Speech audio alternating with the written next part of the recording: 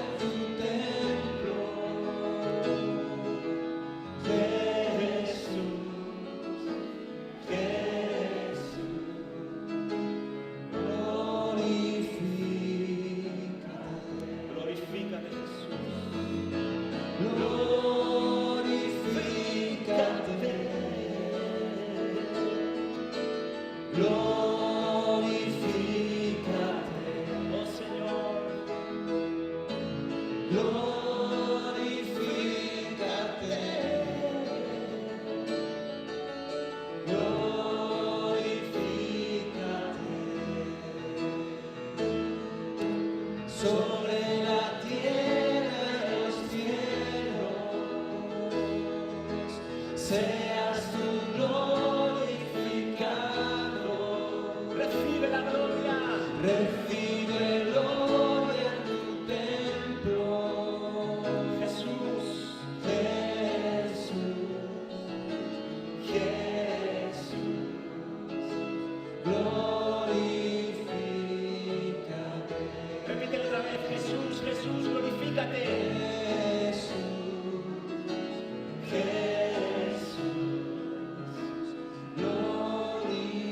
Vamos a repetirlo una vez más, pensando en esos lugares donde la iglesia está siendo perseguida.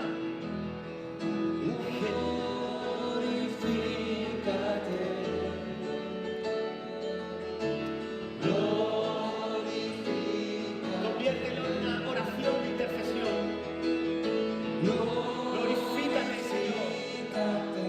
Que tu nombre sea levantado en estos lugares. Glorifícate, Señor. Sobre la tierra y los cielos, Oh, Señor. seas tú glorificado. Recibe la gloria. Recibe gloria en tu templo. Jesús.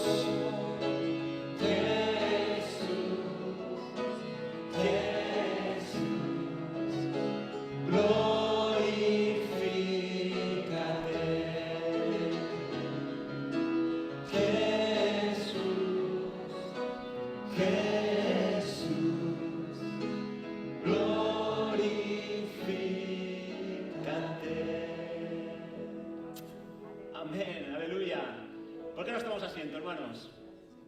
Ese es nuestro anhelo, ¿verdad? Que Jesús sea glorificado en la tierra y en los cielos.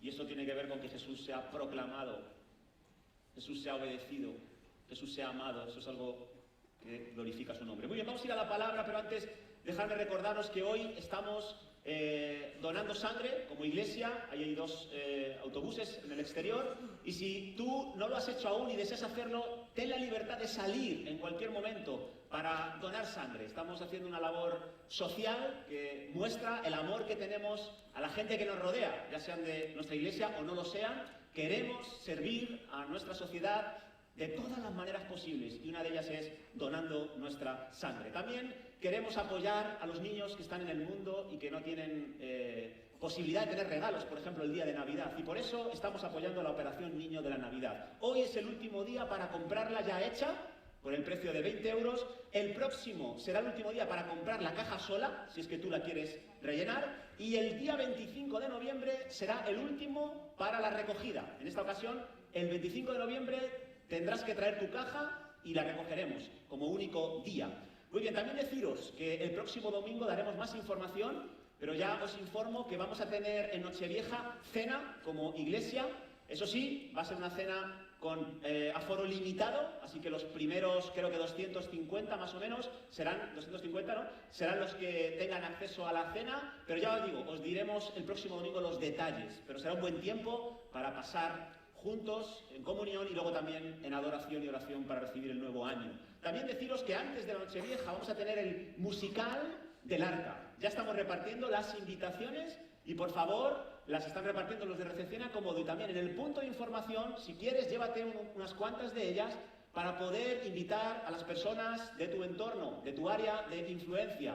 Recuerda que es una invitación para que sepan cuándo es, el horario, el lugar, pero que no hace falta que traigan la invitación para entrar. Todo el que venga entrará y no habrá problema, pero la invitación es para que ellos tengan constancia de la iniciativa, el horario, el lugar y el día. También deciros que los jóvenes adultos van a tener el 16 de noviembre, los jóvenes adultos sabéis que tienen un grupo, conocido a veces por los Jam, y el 16 de noviembre a las 8:30 en la Sala Madrid van a tener una reunión de acción de gracias. Va a haber una cena. Si vas a estar ahí, por favor trae algo para compartir y invita a alguien, porque va a ser un tiempo de dar gracias por muchas cosas que están sucediendo en la vida de los jóvenes adultos. Y finalmente, una última cosilla que me han dicho que diga, hoy tendremos una cena solidaria, una cena benéfica en una iglesia cercana al barrio de Oporto. Nosotros como iglesia estamos apoyando esta iniciativa y es una cena para que todo lo que se recaude a través de esa cena pueda ser usado para comprar mantas, para comprar sábanas o para comprar abrigos, sacos para los sin techo. Gente que duerme en la calle y que, como viene el invierno ahora, van a necesitar abrigo, van a necesitar estar calientes para las inclemencias meteorológicas, y vamos a hacer esta cena como iglesia también para que lo que se recaude allí pueda ser usado para los sin techo. Así que si estás deseando ir, al final de la reunión creo que queda alguna plaza, son 15 euros el menú Y ya te digo, la mayor parte de esa cantidad de dinero va a ir usado para ayudar a los sin techo. Si no puedes ir, pero quieres colaborar con algún donativo, también lo puedes hacer. Eso es un poco lo que queríamos comentar. Y sin más, vamos a ir a la palabra, hermanos. Vamos a ir a Apocalipsis, capítulo 13. Estamos en esta última fase del año mirando hacia el futuro. Estamos queriendo analizar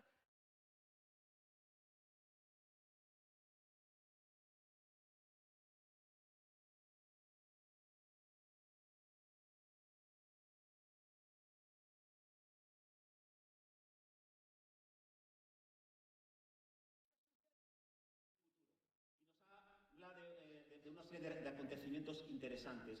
Como sabéis, Juan es el autor y vamos a leer el capítulo 13, que es el que nos va a llevar a desarrollar esta mañana.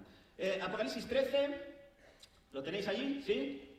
Deciros también que nuestro pastor Marcos hoy no está aquí porque se encuentra en Córdoba celebrando el 40 aniversario de la inauguración de esa iglesia. Hace 40 años, el pastor José María y Félix, juntamente con 2 de sus hijas, salieron de Madrid, de la iglesia de Madrid, sale en Madrid, para establecer una iglesia en Córdoba. Y 40 años después allí está la iglesia todavía, y ahora ellos han cedido el pastorado a otros hermanos, pero están allí todavía y van a celebrar ese aniversario, y por eso están Marcos y Conchi con ellos. Pero vamos a ir a Apocalipsis capítulo 13, y dice así: me paré sobre la arena del mar, y vi subir del mar una bestia que tenía 7 cabezas y 10 cuernos, y en sus cuernos 10 diademas, y sobre sus cabezas un nombre blasfemo. Y la bestia que vi era semejante a un leopardo, y sus pies como de oso, y su boca como boca de león, y el dragón le dio su poder y su trono y grande autoridad. Vi una de sus cabezas como herida de muerte, pero su herida mortal fue sanada.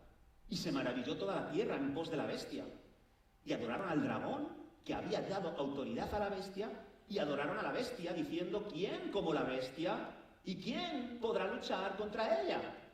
También se le dio boca, que hablaba grandes cosas y blasfemias, y se le dio autoridad para actuar 42 meses.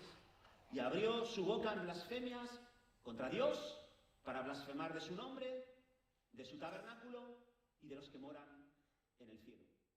Se le permitió hacer guerra contra los santos.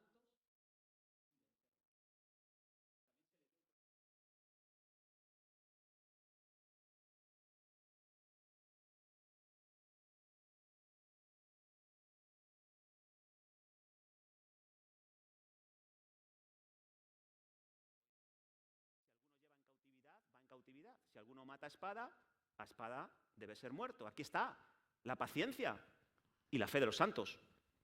Después vi otra bestia que subía de la tierra y tenía 2 cuernos semejantes a los de un cordero, pero hablaba como un dragón.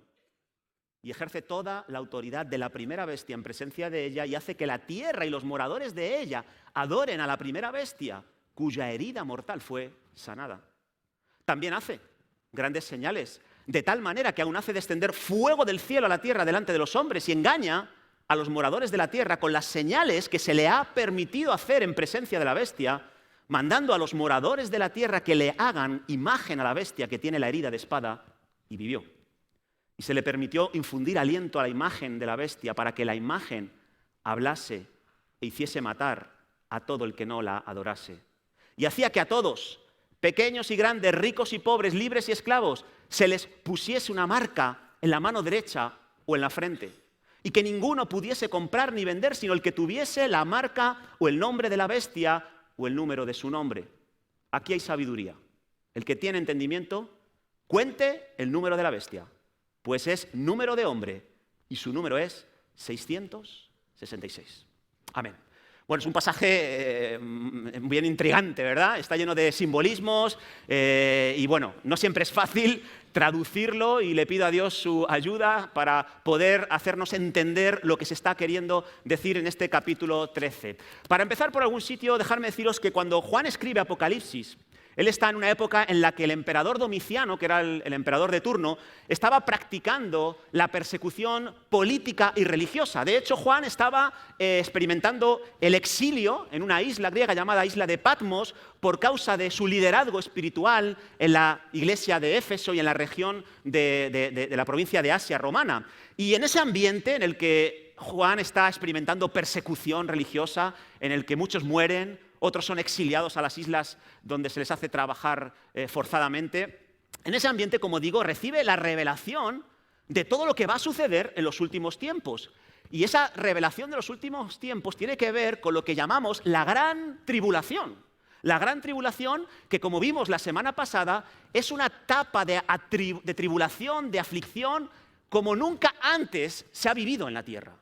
Lo dice Daniel en el capítulo 12, dice que ese tiempo de la gran tribulación es un tiempo de angustia cual nunca hubo, y lo dice Jesús en Mateo 24 cuando habla de también este mismo evento, la gran tribulación, y dice que no ha habido una tribulación como la que va a haber en ese periodo, que como dijo Mark la semana pasada, ese periodo corresponde a una de las 70 semanas que Daniel profetiza en el capítulo 9 del libro de Daniel. Los que estamos en la escuela bíblica lo iremos viendo dentro de 3 semanas, pero esas 70 semanas son para el pueblo de Israel, para Jerusalén. 69 ya se han cumplido en Israel y ha habido un parón profético y se va a reanudar en la última semana, que es un periodo de 7 años, donde básicamente ese gran tiempo va a ser orientado hacia el pueblo de Israel, el pueblo escogido de Dios en el Antiguo Testamento. Y como digo, va a ser una etapa de mucha aflicción. ¿Y por qué va a ser una etapa de tan alta aflicción? Pues por 2 razones. Una, por Dios. Porque en esa semana Dios dice que va a derramar su ira sobre la tierra. Va a derramar sus juicios, así como derramó sus juicios en Egipto, cuando el pueblo de Israel estuvo 400 años de esclavitud y mandó a Moisés y envió los juicios de las plagas. Así también Dios va a enviar juicios a la tierra para liberar a su pueblo, para vindicar a los débiles, para defender a los que están siendo oprimidos de manera injusta. Y también va a enviar los juicios para enfrentar el pecado, enfrentar a aquellos que están haciendo cosas terribles y abominables contra los demás. Así que va a ser un tiempo de gran tribulación, en gran parte porque Dios va a enviar su ira, va a derramar los juicios sobre la tierra. Pero no solo por eso va a ser una etapa de gran tribulación, sino hay otra fuente de dolor que aparece en el capítulo 12, no lo hemos leído, y es un dragón. Un dragón, que es algo simbólico, metafórico, simboliza a Satanás, al diablo, a una fuerza espiritual maligna que opera sobre el mundo. El dragón va a hacer estragos en la tierra. De hecho, el capítulo 12 nos habla del dragón y nos habla de una mujer que simboliza a Israel. Y dice que el dragón está en contra de la mujer desde los orígenes. ¿Por qué está en contra de la mujer? ¿Por qué está en contra de Israel el dragón? Porque de esa mujer va a nacer el Mesías. Y esa mujer, dice Apocalipsis 12, que tiene un hijo, el cual también es perseguido por el dragón. Y finalmente el hijo muere y es arrebatado, es resucitado. Pero el hijo deja una descendencia en la tierra. Y el dragón también persigue y hace estragos con la descendencia del hijo, con la descendencia de la mujer. Así que el dragón es otro factor de tribulación en esa etapa final. Ahora, en el capítulo 13 hemos leído que dice: me paré sobre la arena del mar y vi subir del mar una bestia. Hay algunas traducciones, la mayoría de las traducciones no coinciden con la Reina Valera, porque si tú lees la Reina Valera parece que es Juan el que se para sobre la arena del mar y ve subir del mar a una bestia. Pero la mayoría de las traducciones dicen que fue el dragón del capítulo 12, el que se pone y se para en la arena del mar, y es como si el dragón estuviera llamando a 2 aliados, a 2 socios, en los que se va a apoyar para traer tribulación en esta etapa que estamos hablando. Y suben 2 bestias. La primera y la segunda, dice Apocalipsis 13. La primera bestia se la conoce como el anticristo. La segunda bestia se la conoce como el falso profeta, entre otros nombres, hay muchos nombres, ¿vale?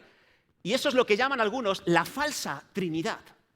Satanás desde sus orígenes es un imitador increíble del poder de Dios, de la estrategia de Dios. Y aquí en los últimos tiempos va a imitar la Trinidad, compuesta por el Padre, el Hijo y el Espíritu Santo. Así que en esta falsa Trinidad, o en ese triángulo diabólico que lo llaman algunos, o ese triunvirato de maldad, el dragón quiere imitar al Padre, la primera bestia quiere simbolizar al Hijo, y la tercera bestia, el falso profeta, quiere simbolizar o imitar al Espíritu Santo. Ahora, es una falsa Trinidad. No opera en la misma medida que la Trinidad bendita del Señor. Pero ahí va a estar el dragón y 2 de sus aliados, 2 de sus secuaces, para hacer estragos. Y vamos a analizar en este capítulo 13 2 cosas. Vamos a ver de dónde vienen esas dos bestias que el dragón está llamando para establecer ese periodo de gran tribulación en la tierra, y vamos a ver qué características tendrán estas dos bestias que van a trabajar aliadas una con la otra y a la vez con el propio dragón. ¿De dónde vienen o de dónde surgen? Bueno, pues cuando el diablo se le pone sobre la arena del mar y ve aparecer a la primera bestia, y dice que esa primera bestia subió del mar. Del mar. ¿Qué significa eso del mar? Bueno, en Apocalipsis siempre, y también en Daniel, el mar está asociado a pueblos, muchedumbres, naciones y lenguas. Cuando la Biblia habla del mar, está hablando de naciones, de pueblos, de todos los lugares que habita la tierra. Y por lo tanto, ¿de dónde sale la primera bestia? Pues sale de una serie de pueblos, de naciones, de la tierra. Va a surgir de ahí, de cualquier lugar. De hecho, hay gente que cuando se usa el término mar, dicen que se refiere siempre al mar Mediterráneo. Y por eso dicen que esa primera bestia va a emerger de una de las naciones europeas y será el último poder político, y esta bestia es su dirigente, el último dirigente del último imperio mundial que asolará la tierra. Este personaje, esta bestia, sabemos, la semana pasada lo estuvimos viendo, que comienza en esa primera etapa de la gran tribulación en son de paz, va a venir como pacificador. De hecho, dicen algunos que él va a conseguir lo que ningún dirigente político ha conseguido hasta ahora, que es hacer la paz entre israelíes y palestinos, algo insólito a día de hoy, pero dicen que este anticristo va a tener la facultad para traer paz en el Oriente Próximo, en el territorio de Israel, pero que a la mitad de esta semana 70, de estos 7 años, se va a mostrar tal y como es, y se va a romper ese pacto de paz y va a hacer estragos. Ahora, dice que la otra bestia que llamó también el dragón, subía no del mar, sino de la tierra. Y este término tierra, muchos lo asocian de dos maneras. Una, que era un ser terrenal y no espiritual, porque parece que este segunda bestia, el falso profeta, quiere hacernos ver que es un ser espiritual, que es alguien enviado del cielo. De hecho, nos dice ahí que las características que tiene esta segunda bestia es que tiene cuernos como de cordero, pero habla como dragón. Así que quiere hacernos ver en su aparición que Él es el ungido, que Él es el que va a traer las respuestas que el mundo necesita, que Él es un enviado del cielo, pero nos dice que sale de la tierra. Y otros dicen que ese término tierra está hablando de las partes más profundas de la tierra, del abismo. El abismo en Apocalipsis es un lugar donde hay seres encadenados, seres malvados, que en algún momento de las plagas de las trompetas van a ser liberados para traer una destrucción y una mortandad en la tierra increíble. Así que esta segunda bestia parece que viene del cielo, parece que es un corderito que va a traer redención a la humanidad, pero habla como dragón. Su verdadera procedencia no es del cielo, es del propio infierno. Así que ahí tenemos el origen de ambas bestias. Uno del mar, va a salir de naciones, de alguna nación situada entre el mar Mediterráneo, y la segunda bestia viene de la tierra, es terrenal, pero no de cualquier parte de la tierra, viene de las profundidades de la tierra, donde está el abismo, donde hay seres que Dios ha reservado para los últimos tiempos, que son malvados. Ahora vamos con las características que tendrán este imperio que van a formar ambas bestias, porque se van a unir y van a formar un sistema de gobierno mundial para afectar a las muchedumbres, a los pueblos, a las naciones y a las lenguas que hemos mencionado.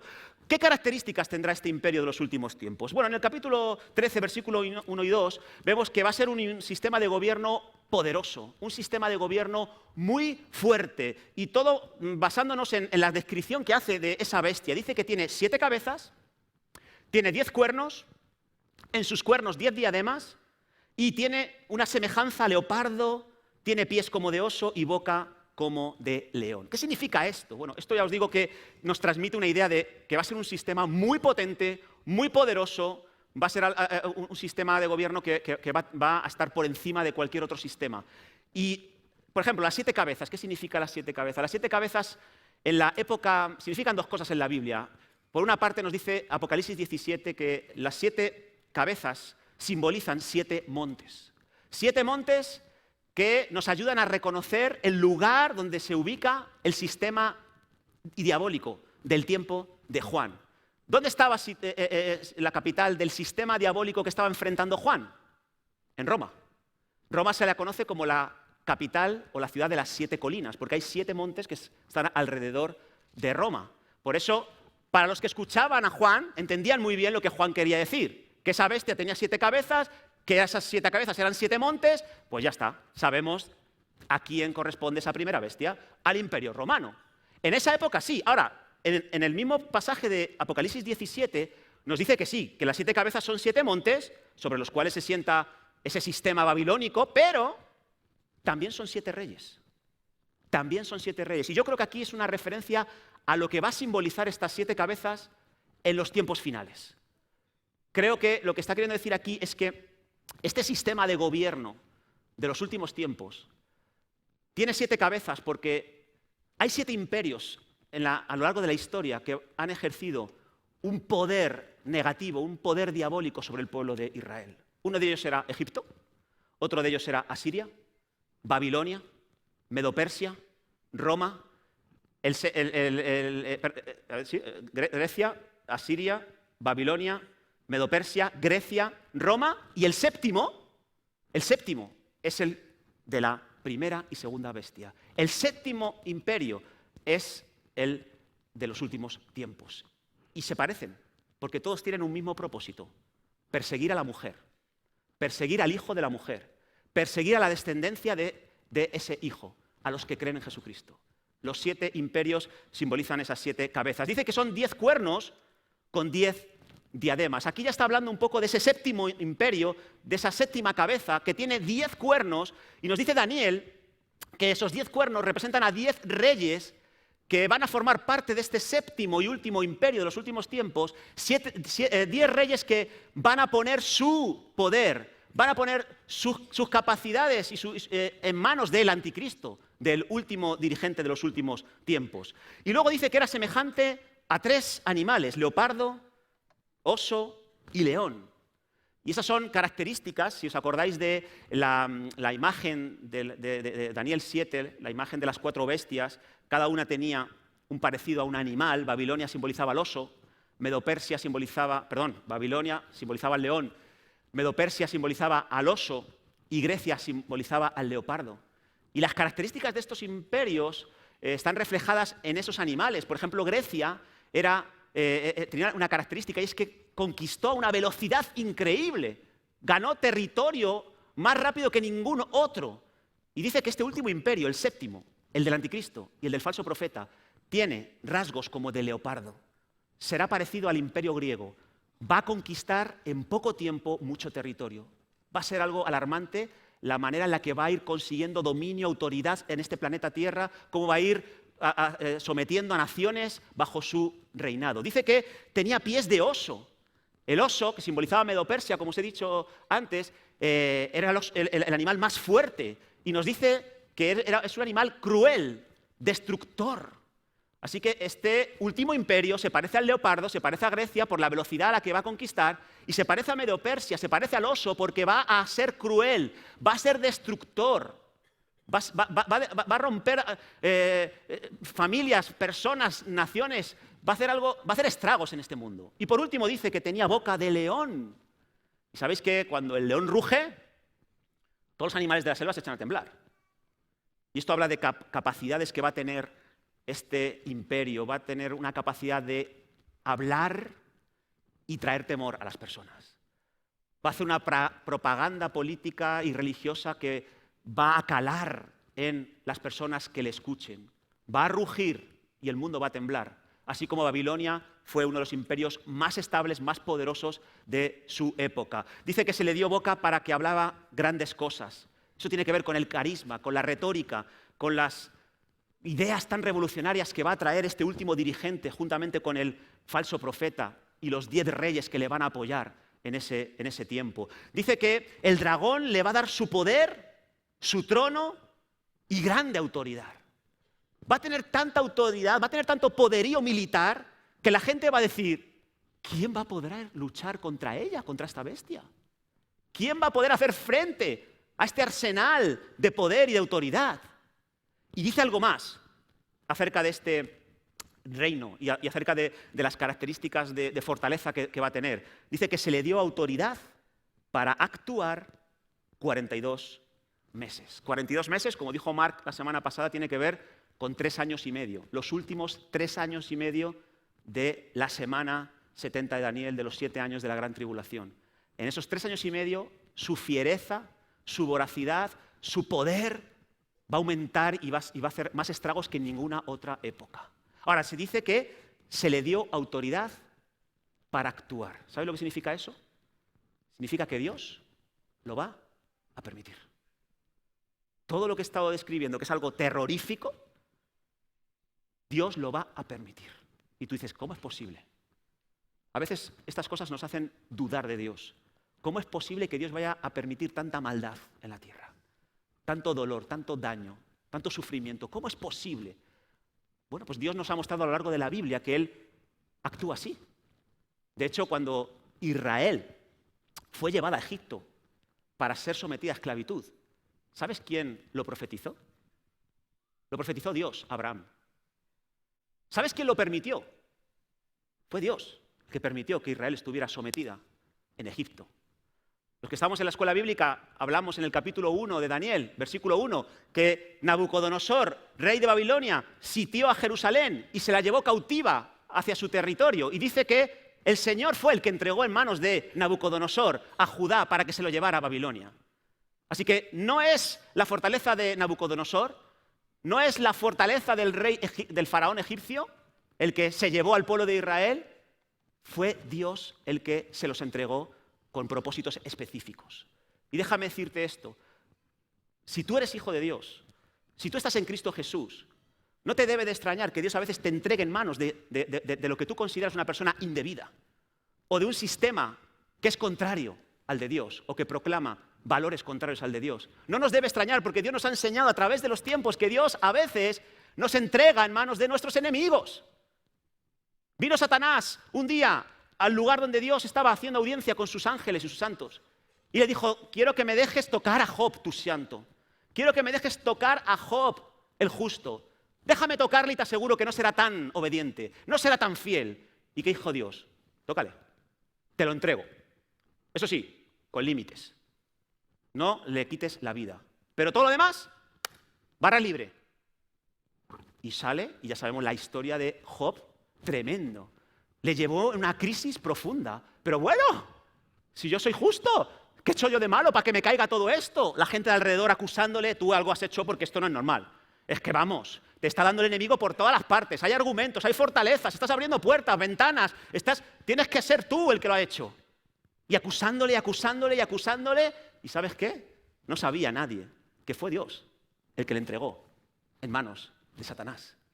Jesús es bautizado, desciende el Espíritu Santo, empieza a morar en él y el Espíritu Santo dice que lo guía ¿a dónde? Al desierto para ser tentado por Satanás, por el diablo. Así que hermano, no te extrañe que en el momento en el que te encuentras, donde ves al diablo con una facilidad tremenda, que ves que estás haciendo aguas, que ves boquetes por todo tu alrededor y tu interior y dices, pero bueno, ¿qué ha pasado? A veces Dios nos entrega a situaciones que son incomprensibles, de dolor. ¿Y sabes por qué lo hace Dios? Si analizamos cada uno de los casos que yo te he comentado y otros, Dios tiene propósitos benéficos cuando hace esto. El primero es que tú llegues a conocerle a Dios de una manera más profunda que lo conoces hoy. Dios usa al diablo, Dios usa a las personas malvadas para llevarnos a una situación donde nos sumimos en una profundidad espiritual jamás conocida por nosotros antes. Y tenemos una visión de Dios más profunda de la que teníamos cuando nos iba bien en la vida. De hecho, una de las cosas que dijo Job cuando salió de esa prueba, ¿sabes qué es? De oídas te había oído, mas ahora mis ojos te ven. ¿Qué significa eso? Yo creía que te conocía, pero ahora te conozco más profundamente después de todo ese sufrimiento. ¡Ey! Y había perdido a su mujer. Bueno, no la había perdido, desgraciadamente, por decirlo de alguna manera, pero sí que su mujer le había dado hasta el carnet de identidad. Había perdido a sus hijos. Había perdido todas las posesiones materiales que tenía, que eran muchas. Sus amigos le estaban criticando. Pero él se da cuenta que había un propósito benéfico. además de conocer de una manera más profunda a Dios, ¿sabes qué pasó? Que Job no era el mismo. Cuando Dios nos entrega en manos de nuestros enemigos, ¿sabes para qué es también? Para trabajar en nuestro carácter. ¿Sabes que hay cosas deficientes en ti? ¿Sabes que hay cosas deficientes que tú no ves en tu vida? Ni yo tampoco. Y estas presiones de Babilonia, de Egipto, de cualquier organismo o de cualquier gobierno anticristiano, ¿sabes para qué sirven? Para mostrarnos quiénes somos realmente. Y cuando somos conscientes de quiénes somos, podemos pedir ayuda y experimentar una transformación interior sin precedentes. Otro propósito que Dios tiene para entregarnos a Satanás. Y tercero, ¿sabes? Cuando tú eres transformado, cuando tú tienes un conocimiento más profundo de Dios, adivina, eres un mejor instrumento de Dios para su obra. Puedes ayudar mejor a los demás. Puedes llevar a las personas a una profundidad mayor en su vida espiritual. ¿Acuerdas de Moisés? Cómo Dios permitió que errara en su intento de liberar a Israel de Egipto y fue llevado 40 años al desierto. Allí Dios trató con él de una manera tremenda. Pero ¿sabes qué pasó? Que cuando cumplió 80 años, estaba más preparado que nunca para guiar a un pueblo esclavo hacia el desierto. ¿Y sabes por qué? Porque Dios le había entregado a Madián, una tierra enemiga. Dios le había llevado al exilio 40 años y le hizo un mejor instrumento, un instrumento más afinado. Así que, hermanos, este sistema de gobierno va a ser fuerte, va a ser muy poderoso. Dios le va a dar autoridad para hacer estragos, pero es importante entender que a veces Dios opera así en nuestra vida, pero para un propósito bueno, un propósito benéfico. Otra característica de este sistema de gobierno que va a estar reinando y gobernando en los últimos tiempos, va a tener capacidades sobrenaturales, va a tener capacidades milagrosas. Hemos leído en el capítulo 13 que el dragón le dio su poder a la primera bestia, le dio su trono, le dio gran autoridad, y dice que una de las cabezas, la séptima cabeza, la que corresponde a este imperio, dice que estaba herida de muerte y su herida mortal fue sanada y se maravilló toda la tierra en pos de la bestia y adoraron al dragón, que había dado autoridad a la bestia, adoraron a la bestia diciendo, ¿quién como la bestia? ¡Qué tremendo! ¡Qué poder sobrenatural! Parece ser que esa bestia fue herida mortalmente, no sabemos si murió o quedó muy tocada, pero de pronto experimentó o una resurrección o una sanidad milagrosa, este sistema de gobierno o este dirigente, que asombró a la gente porque vio una manifestación sobrenatural en la vida de ese dirigente o en el sistema de gobierno que representa este dirigente. Hubo algo milagroso que no pasó desapercibido para la gente y que le llevó a la gente a adorar a la bestia, adorar al dragón. Ahora, la segunda bestia también tiene estas características sobrenaturales. Dice en el versículo 13 que esta segunda bestia también hace grandes señales. De tal manera, fíjate qué señales, hace descender fuego del cielo a la tierra delante de los hombres. ¿Te suena eso? Elías. Apocalipsis 11, los 2 testigos que son liquidados por el anticristo. ¿Qué hacían? Las señales que está imitando aquí la segunda bestia, hacer descender fuego del cielo delante de los hombres. Dice, y engaña a los moradores de la tierra con las señales que se le ha permitido hacer en presencia de la bestia. ¿Quién le ha permitido hacer estas señales al falso profeta, a la segunda bestia? ¿Quién? Yo creo que es el mismo Dios también. Le permite. Dice, mandando a los moradores de la tierra que le hagan imagen a la bestia que tiene la herida de espada y vivió, y se le permitió infundir aliento a la imagen de la bestia para que la imagen hablase e hiciese matar a todo el que no la adorase. O sea, fíjate, una actividad milagrosa, una actividad sobrenatural que van a llevar a cabo estos 2 dirigentes de este gobierno de los últimos tiempos, impresionante. Hace descender fuego del cielo, hace señales increíbles que la gente queda sorprendida. Construye una imagen y hace que la imagen hable a los moradores de la tierra. Es algo sorprendente, ¿verdad? Y eso es una característica también que acontecerá, que va a haber milagros, va a haber señales y prodigios, y sabemos que un milagro, una señal y un prodigio tiene que ver con hechos extraordinarios que van a provocar admiración de la gente. ¿Por qué provocan admiración de la gente? Porque no se pueden explicar bajo las leyes de la física, no se pueden explicar humanamente. Y si no se pueden explicar humanamente, si no se pueden explicar bajo las leyes de la física, tú sacas una conclusión, esto es divino. Esto no es humano, esto es de procedencia divina.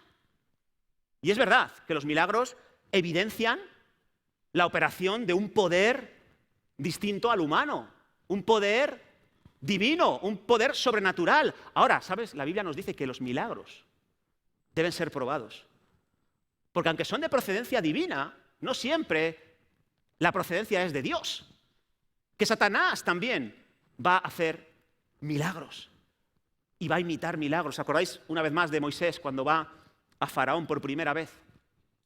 Y le da el mensaje que Dios le ha dado. Deja salir a mi pueblo para que vaya al desierto y me sirva. ¿Qué le dice Faraón? ¿Estás loco?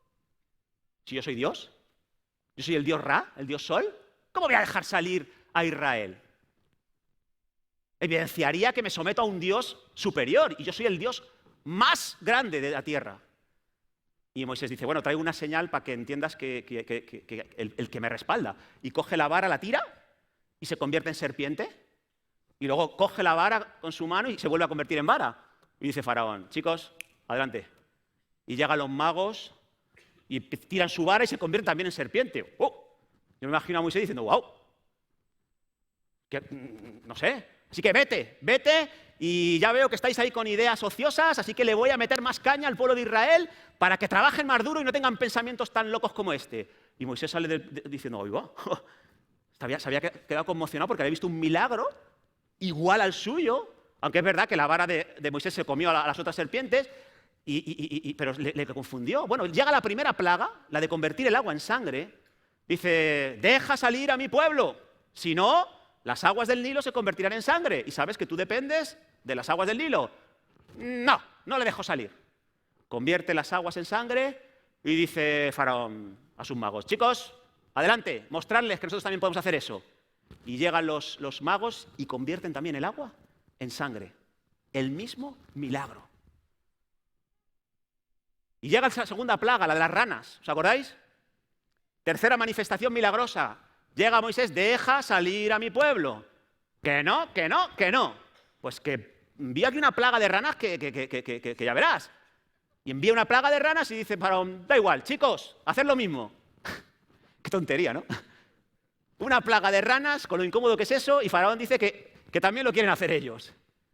Y lo hacen. Hasta ahí llegó el poder imitador sobrenatural de Satanás. Ya no pudo imitar las siguientes plagas. Pero ninguna de las señales que habían hecho los magos pudo poner fin a las plagas. O sea, pudieron imitar las plagas, pero no pudieron acabar con las plagas, porque es un poder sobrenatural, pero está limitado.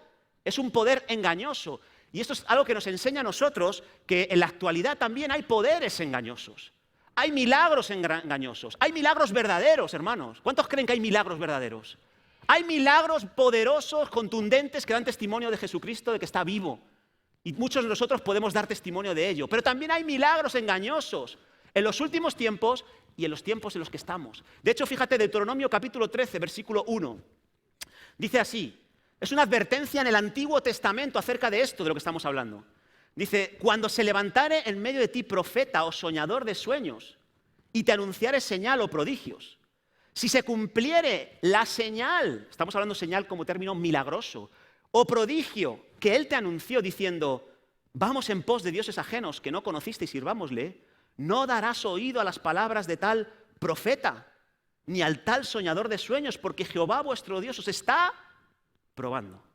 Dios está permitiendo que un falso profeta, un falso soñador, haga prodigios, haga señales milagrosas, para ver en quién te vas a apoyar, en las señales o en lo que Dios te ha dicho.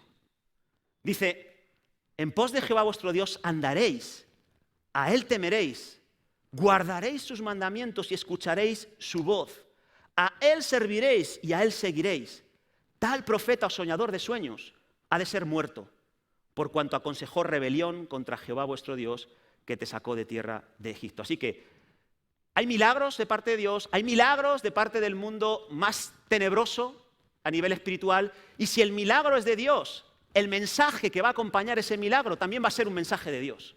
No va a contradecir en ninguna medida lo que la Biblia dice. Ahora, si el milagro, la señal es engañosa, no procede de Dios, el milagro va a ir asociado con un mensaje anticristiano, un mensaje que no viene en la palabra. De hecho, este soñador que menciona en Deuteronomio dice que cuando hace la señal y el prodigio, ¿cuál es su mensaje? Sigamos a dioses ajenos. Rebelémonos contra Jehová vuestro Dios. Ese es el mensaje que acompañan los milagros y los prodigios de falsos profetas, de falsos maestros. Así que hay milagros engañosos, hay señales engañosas, pero las señales y milagros engañosos tienen el objetivo de alejarnos de Dios, alejarnos de su palabra. Pablo dice en 2 Tesalonicenses capítulo 2, 7, ya está en acción el misterio de la iniquidad, solo que hay quien al presente lo detiene hasta que él a su vez sea quitado de en medio. Y entonces se manifestará aquel inicuo. ¿Sabéis quién es el aquel inicuo? La primera bestia, el anticristo, a quien el Señor matará con el espíritu de su boca y destruirá con el resplandor de su venida. ¿Sabes cuándo lo hará? En la segunda venida. Inicuo, cuyo advenimiento es por obra ¿de quién? De Satanás, del dragón. ¿Y cómo va a venir? Dice, con gran poder y señales y prodigios mentirosos, y con todo engaño de iniquidad para los que se pierden, por cuanto no recibieron el amor de la verdad para ser salvos. Por esto Dios, fijaros, por esto Dios, dice Pablo, les envía un poder engañoso para que crean la mentira, a fin de que sean condenados todos los que no creyeron a la verdad, sino que se complacieron en la justicia. Así que, segunda característica de ese sistema de gobierno, va a ser un gobierno sobrenatural, va a hacer maravillas, milagros. Pero hay una tercera y última característica, será un sistema de gobierno que va a tener un gran énfasis en perseguir a los creyentes. Esa es otra gran característica del último dirigente, del último gobierno de los últimos tiempos. Va a tener una fijación extrema en contra de Dios, en contra de sus seguidores. Dice que se le dio boca que hablaba grandes cosas y grandes blasfemias. ¿Blasfemias contra quién? Dice, contra Dios, contra su nombre, contra su tabernáculo, contra los que moran en el cielo. Así que este sistema político y religioso de los últimos tiempos tiene un objetivo: blasfemar, desacreditar a Dios. Atacarle a lo mejor diciendo que su verdad no está en verdad. ¿Dónde está Dios ahora con lo que está pasando? Yo soy el único que está aquí echando una mano, dirá el anticristo. El falso profeta, no os preocupéis, vuestro Dios os ha abandonado, pero nosotros estamos aquí para estar con vosotros. Un engaño tremendo. Les blasfemará contra el nombre de Dios. ¿Saben lo que es el nombre? El nombre es su carácter. Dirán estas dos bestias, Dios no es amor. Si fuera amor, Dios no es fiel con vosotros, os ha abandonado. Dios no es misericordioso, fíjate lo que está pasando. Cuánta hambre, cuánta destrucción a tu alrededor. Traerá dudas sobre el carácter de Dios. Dice que blasfemará contra su tabernáculo. El tabernáculo, dicen algunos, que puede ser el templo. Parece ser que los judíos van a reconstruir su anhelado tercer templo. Ya tienen todo preparado, solo necesitan autorización, un lugar y ahí establecer el tercer templo. Parece ser que el anticristo va a favorecer a que se construya, pero llegado un momento va a entrar en el templo y lo va a usurpar, va a erigirse él como Dios en ese templo y desde ahí va a intentar controlar a la humanidad. Parece ser que es lo que quiere decir. Dice que van a blasfemar contra los que moran en el cielo. ¿Quiénes son los que moran en el cielo? ¿Los ángeles? Pero a lo mejor también sobre nosotros, la iglesia, que ha sido arrebatada. Porque la gente va a decir, bueno, pero si Dios no es verdadero, ¿dónde está ese grupo tan amplio de personas que formaban la iglesia de Jesucristo y que ya no está y que han desaparecido de la noche a la mañana en un abrir y cerrar de ojos? Va a blasfemar y va a decir algo en contra de ese grupito que vamos a estar nosotros allí, arriba, en el cielo. Y va a traer dudas sobre la verdadera naturaleza de ese evento llamado arrebatamiento. Así que va a traer ese tipo de persecución contra Dios, va a perseguir a los creyentes, dice el versículo 7, y se le permitió hacer guerra contra los santos y vencerlos. Así que va a haber mucho mártir por causa de la fe, y Dios lo va a permitir. Pero eso que es algo tan trágico para nosotros, ¿sabe lo que les va a llevar a estos que mueren por causa de su fe? A tener un galardón más grande aún. Así que algo que es terrible humanamente hablando, pues también va a ocasionarles a estos un galardón inmenso. Dice el versículo 15 sobre la segunda bestia, que también va a contribuir a esa persecución.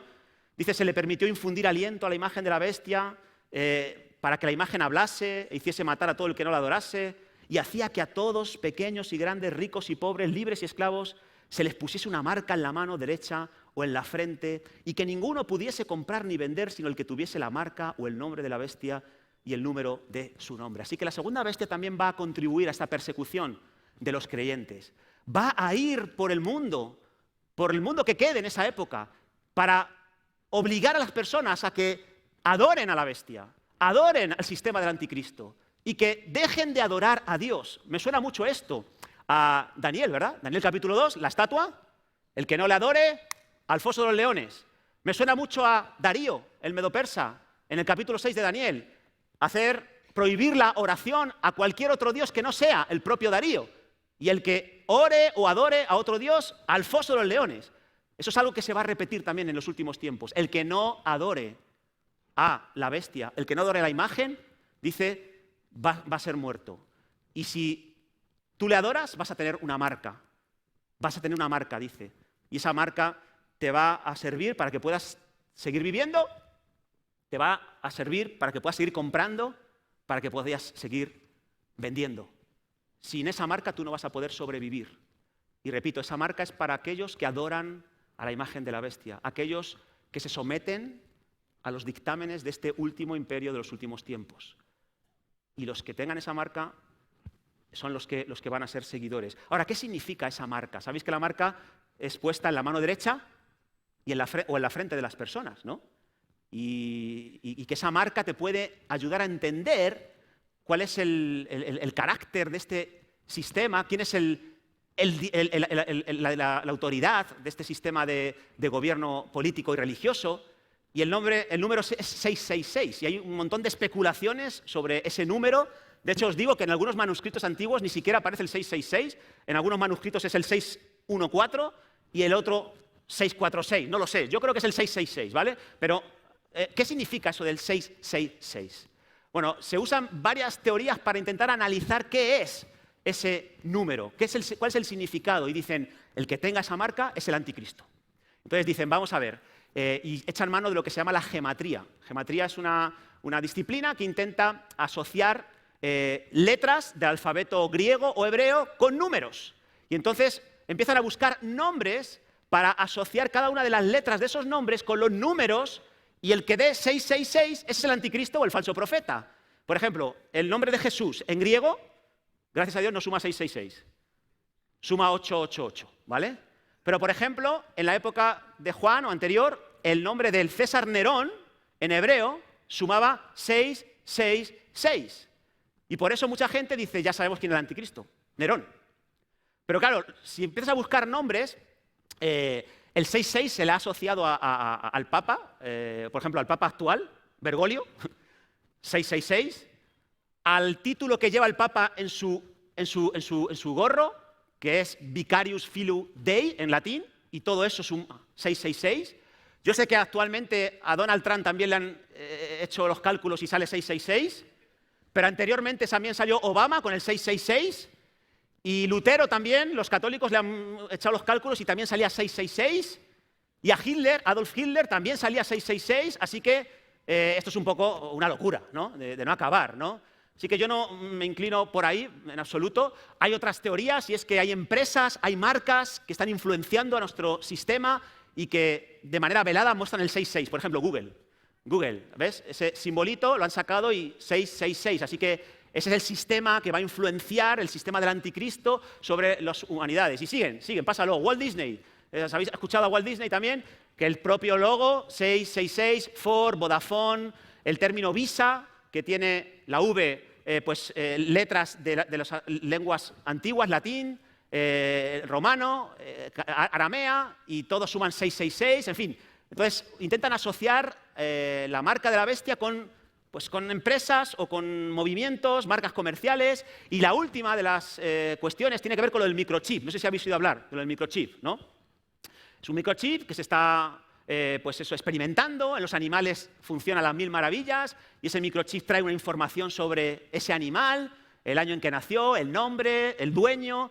Se ha probado también en personas humanas, y curiosamente ese microchip, que se recarga, dicen, a través del sudor, donde mejor funciona es en la mano derecha o en la frente, donde hay más sudoración en el cuerpo humano, y con esa sudoración el microchip se recarga y a través de ese microchip estaremos marcados por el anticristo, sabrá dónde estamos. Ahora, yo digo una pregunta, si con el móvil ya saben todo el mundo dónde estamos, ¿no?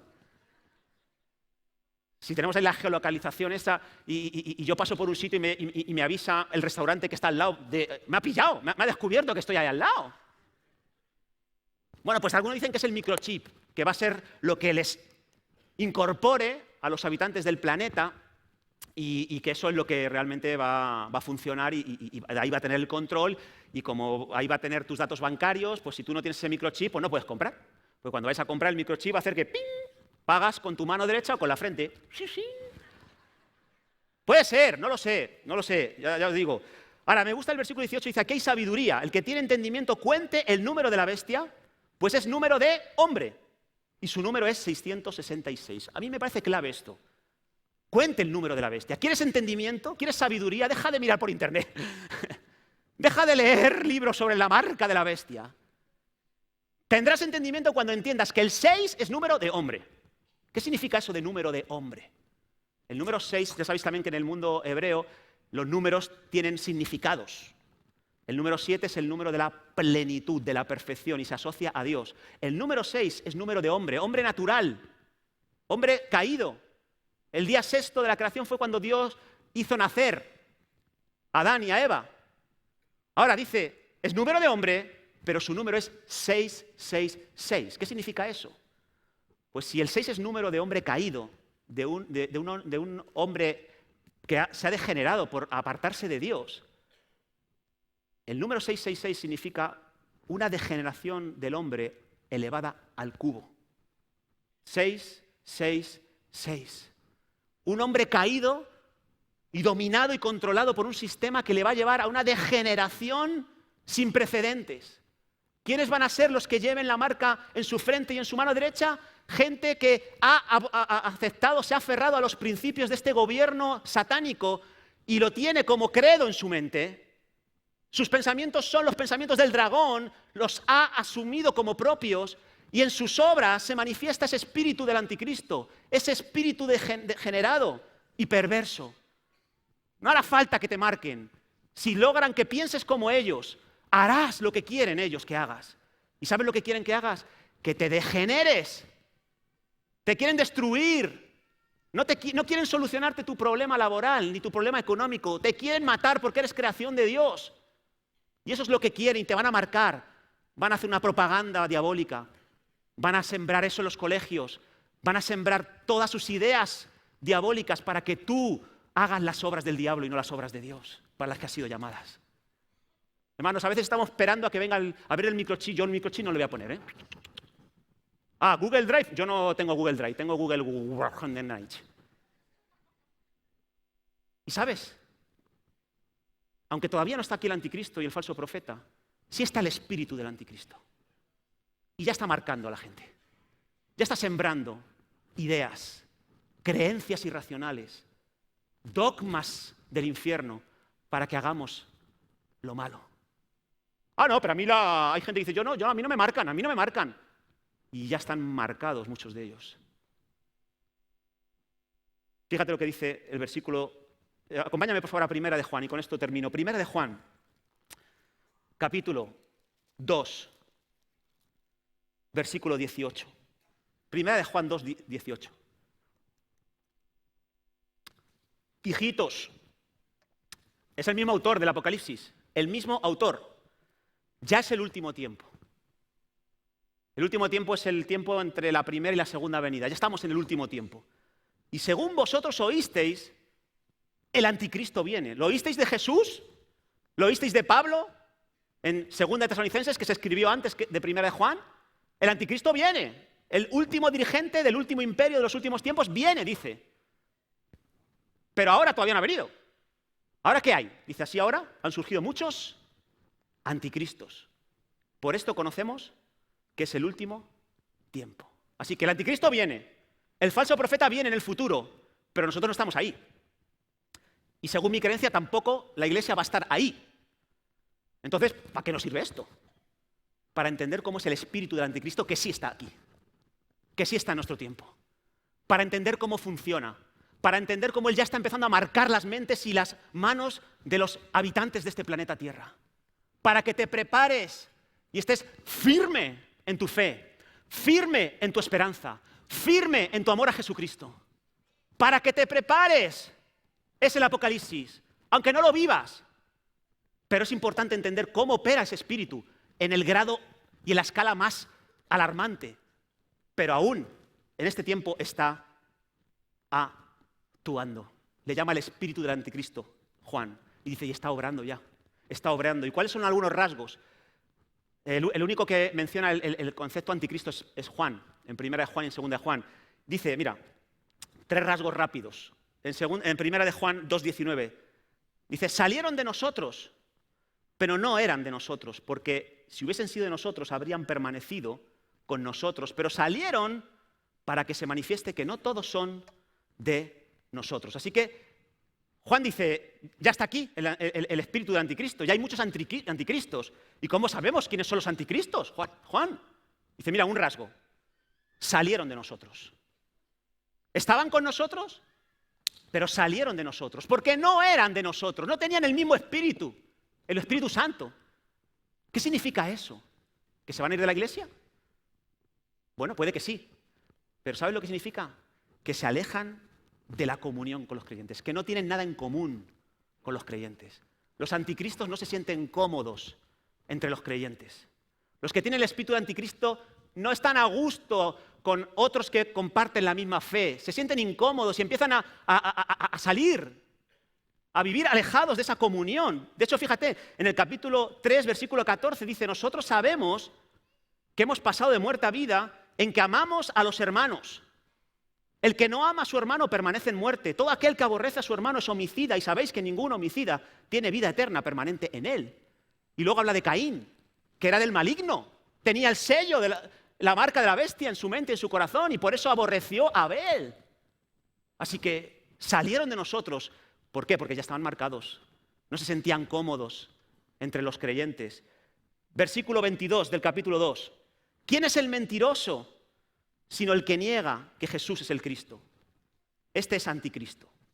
El que niega al Padre y al Hijo. Todo aquel que niega al Hijo tampoco tiene al Padre. Y el que confiesa al Hijo tiene también al Padre. Así que otro rasgo de alguien que tiene el espíritu del anticristo, que ha sido ya marcado.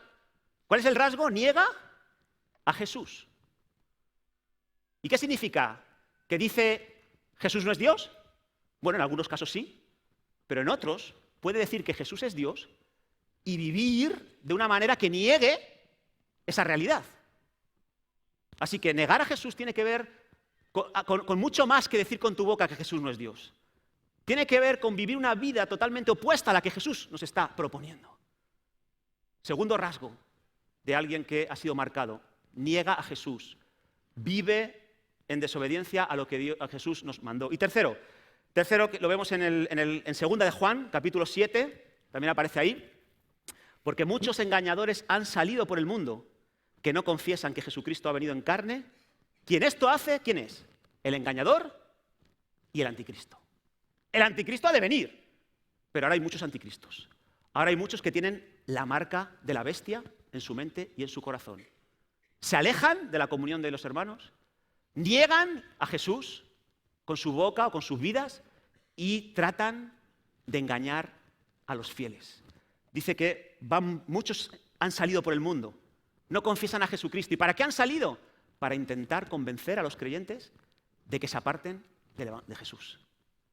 Qué curioso que aquellos que no creen en Jesús, en vez de buscar a gente para influenciarles con sus doctrinas, ¿saben lo que hacen? Buscan a creyentes para sacarlos del redil, para sacarlos del camino del Señor. Esos son los que están marcados por la bestia, los que se prestan a obedecer a los dictámenes del espíritu del anticristo. Ahora, ¿qué tenemos nosotros a nuestra disposición? ¿Qué podemos hacer para resistir ese espíritu del anticristo que ya se está manifestando en nuestro tiempo? Me encanta también lo que dice Juan en el capítulo 2, versículo 20 de la primera epístola. Dice, vosotros tenéis la unción del Santo y conocéis todas las cosas. ¿Qué es la unción del Santo? El Espíritu Santo. Mira, ellos han sido marcados por el anticristo, pero sabes, tú también has sido marcado por el Espíritu Santo. Tú tienes un sello, unas arras en tu interior que es el Espíritu Santo y que te va a preservar de la influencia del anticristo. Así que en vez de atemorizarnos con las cosas que se nos dicen en Apocalipsis, ¿saben lo que deberíamos hacer? Permanecer firmes en esa unción del Santo. Permanecer unidos a Jesús a través del Espíritu Santo. De hecho, dice, os he escrito esto, hermanos, sobre los que os engañan. El capítulo 2, versículos 26 y 27. Pero la unción que vosotros recibisteis de Él permanece en vosotros. Y no tenéis que tener ningún temor, porque si la unción permanece en vosotros, tú te vas a enterar de lo que es una falsa doctrina. Hay algo que te va a saltar y vas a decir, eso no es de Dios. Y a lo mejor no tienes mucha educación bíblica, mucho conocimiento. Pero no sé si te pasaba a ti. Yo cuando empecé en los caminos del Señor, empezaron a venir muchas personas a enseñarme cosas que no tenían que ver con la nueva fe que yo estaba empezando a tomar. Y yo no sabía rebatir, pero había algo en mí. La unción del Santo, el Espíritu Santo, que me decía, eso no me suena bien eso. Y no sé decir el por qué, pero hay algo en mí que me hace rechazar lo que me están ofreciendo. Así que, ¿qué tienes tú ante un poder tan tremendo como el del anticristo y el del falso profeta? Ante los milagros, las señales que van a seducir a las multitudes y que no vienen de Dios. Ante la persecución cristiana, ¿qué tienes tú? Tú tienes la unción del Santo.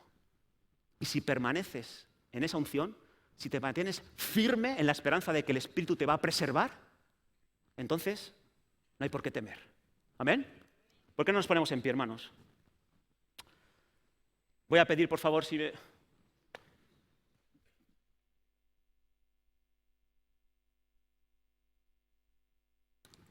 Siempre que estudies Apocalipsis sobre los últimos tiempos, puede que te vayas deprimiendo versículo a versículo, lo vas procesando, pero quédate al final con que la unción del Santo está en ti.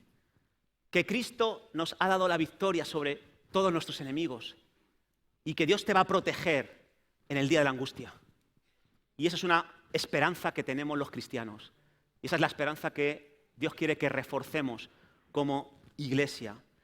La palabra permanecer es una palabra muy importante en las epístolas de Juan. Permanecer, permanecer, permanecer en Dios, permanecer en Jesús, permanecer en sus mandamientos, permanecer en obediencia, permanecer en amor. Y esa es la clave.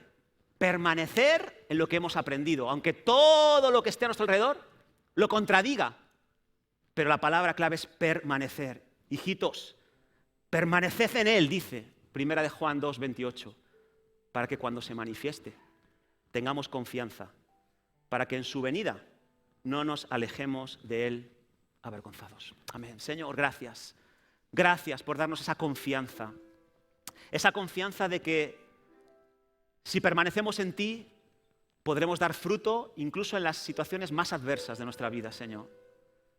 Padre, gracias por esa esperanza de que unidos a ti, nada nos va a dañar de manera decisiva y trágica. Que si permanecemos en ti no seremos avergonzados, sino que nos gloriaremos en tu venida, Señor. Padre, ayúdanos a permanecer en ti. Te lo suplico, Dios. Te lo suplico, Señor. Ayúdanos a estar firmes en esta esperanza, Señor. Oh, gracias por tu Espíritu, Señor. Y mientras estamos orando todos, yo no sé si aquí hay alguien que nunca antes ha entregado su vida a Jesús y quiere ser marcado hoy por el Espíritu Santo. Quiere ser de los que permanecen y de los que reciben con alegría la venida de Jesús cuando Él regrese. Mientras oramos todos, ¿hay alguien aquí que quiera hoy dar un paso de fe en esta dirección? Levanta tu mano allí donde te encuentras y yo quiero orar por ti. ¿Hay alguien aquí que quiera hacerlo? ¿Hay alguien aquí que quiera hoy entregar su vida a Jesús y ser sellado por el Espíritu Santo? Levanta tu mano allí donde estés, que yo te pueda ver. Muy bien.